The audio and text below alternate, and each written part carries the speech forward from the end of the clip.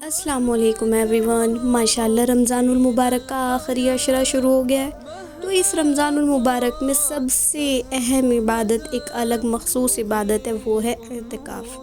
اعتکاف کا مطلب کیا ہے؟ اعتکاف کا مطلب ہے اپنا آپ کو اللہ کے سپرد کر دینا، پوری دنیا سے خالی ہو کر، پوری دنیا سے پھر جانا اور اللہ کو سپرد کر دینا اپنے آپ کو۔ تو یہ ہے اعتکاف کا مطلب۔ آپ صلی اللہ علیہ وسلم نے اپنی حیات مبارکہ میں کوئی رمضان ایسا نہیں چھوڑا جس میں آپ نے 10 دن کا اعتکاف نہ فرمایا ہو۔ ایک مرتبہ آپ سے اعتکاف چھوٹ گیا تھا کسی ریزن سے، تو آپ نے اس کو اگلے رمضان میں 20 دن کا اعتکاف فرمایا۔ حضرت عائشہ فرماتی ہیں کہ آپ صلی اللہ علیہ وسلم نے اپنی حیات مبارکہ میں کوئی اعتکاف نہیں چھوڑا، اور آپ کی وفات کے بعد آپ کی ازواج مطہرات نے بھی اعتکاف فرمایا۔ اس سے ثابت ہوا کہ عورتیں بھی اعتکاف میں بیٹھتی ہیں۔ اعتکاف سنت ہے، واجب ہے، فرض ہے؟ یعنی رمضان کا اعتکاف کیا ہے؟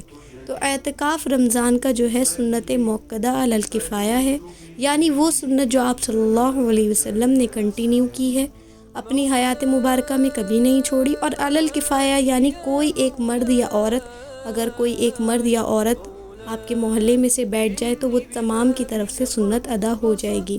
مرد بیٹھ جائے تو مردوں کی طرف سے ادا ہو جائے گی، عورت بیٹھ جائے تو عورتوں کی طرف سے ادا ہو جائے گی۔ اس کی فضیلت کے بارے میں آتا ہے کہ اگر کوئی ایک شخص رمضان المبارک میں ایک دن کا اعتکاف بیٹھ جائے تو اس کی فضیلت ایسے ہے کہ اللہ تعالیٰ اس کے درمیان اور جہنم کے درمیان 3 خندقوں کی دوری فرما دیتے تھے۔ ایک خندق کی دوری ایسی ہے جیسے یہاں سے آسمان کی دوری، اتنی دوری اللہ تعالیٰ اس کے اور جہنم کے درمیان فرما دیتے ہیں۔ تو اللہ تعالیٰ اب ہم سب کو اعتکاف میں بیٹھنے کی توفیق عطا فرمائے۔ اعتکاف میں زیادہ بولنے سے، زیادہ باہر نکلنے سے پرہیز فرمائے، لا یعنی باتوں سے پرہیز فرمائے، کم سے کم بولیں۔ جہاں آپ اعتکاف میں بیٹھے ہیں وہاں پر ضرورت کے تحت صرف وہاں سے باہر نکلیں انشاءاللہ۔